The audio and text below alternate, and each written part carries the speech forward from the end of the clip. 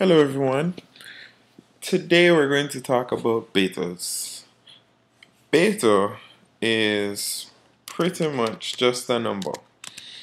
And if you've ever been interested in trading stocks or you've traded stocks or you're an investor, then you probably know what a beta is. But for those of you who don't, well, you're watching the right video.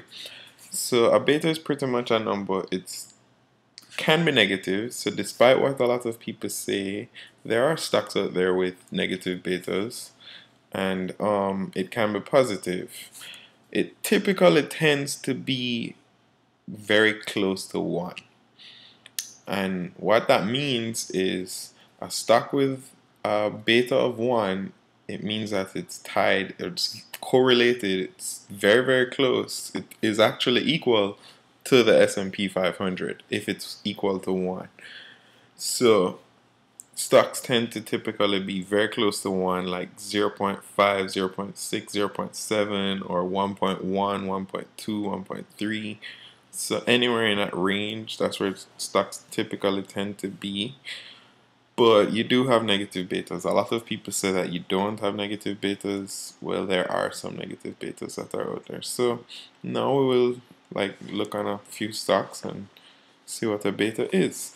And hopefully in the next video, I will show you how these numbers come about. We can try and calculate them or something. So I need a company, and the first company that comes to my head is my favorite company right now is Apple. So Apple has a beta according to Google of 1.26. And this is where it gets really interesting. Apple reports, okay, 530.38. That was a close today on May 18th, which is the same day. Yes, I'm going to talk about it. I am going to talk about it. Facebook. This is the same day Facebook had its IPO. So it represents, it shows that Facebook closed at 38.23. So you see that both of them closed at, Facebook doesn't have a beta, but Apple has a beta. But if you go to like Yahoo Finance,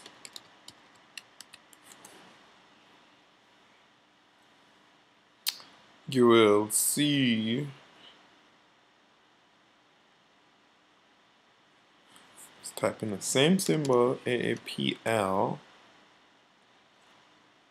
I typed in 2P's.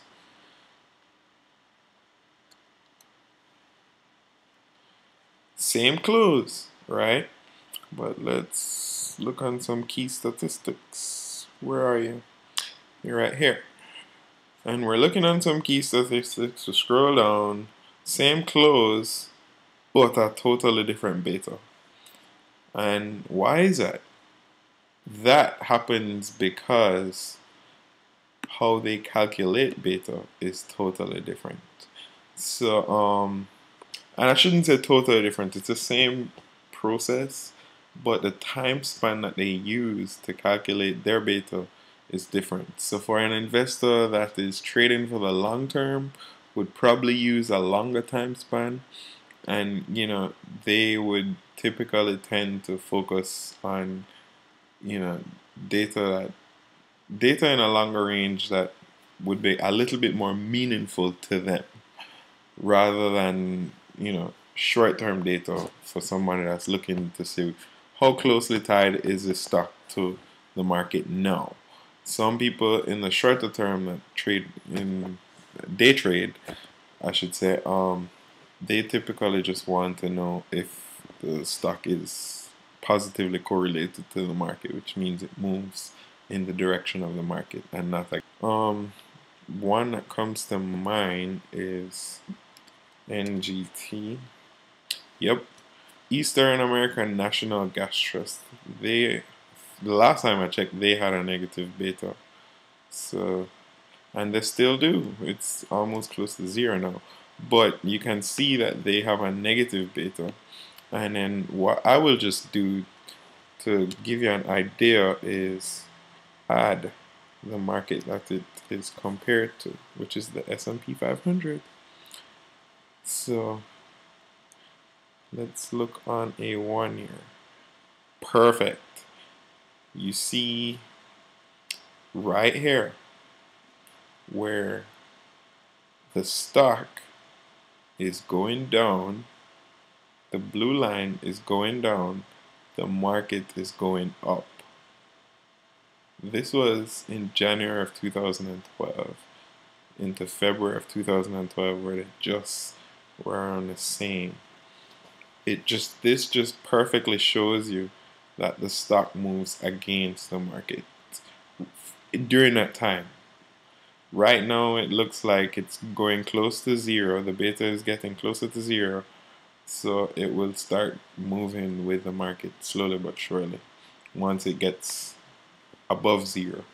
So this video pretty much just trying to show you guys what the beta is, give you an example like AAPL. So now you have a little bit better of an understanding of what the beta is. And we can look at some other stocks. Camden Property Trust, CPT. They have a 1.56, so they're a little bit more volatile than the market, which in some cases can be a good thing, depending on what you're trying to do. But you see how closely tied they are to the market. They're just a little bit more volatile than the market. So when the market moves 1% in a direction, Camden Property Trust, this stock, will move 1.56% in that same direction, if you understand what I'm trying to say. So that's pretty much it for this video. Hopefully you'll watch the next video. We will actually get into some calculations and see how these numbers are derived. Thank you.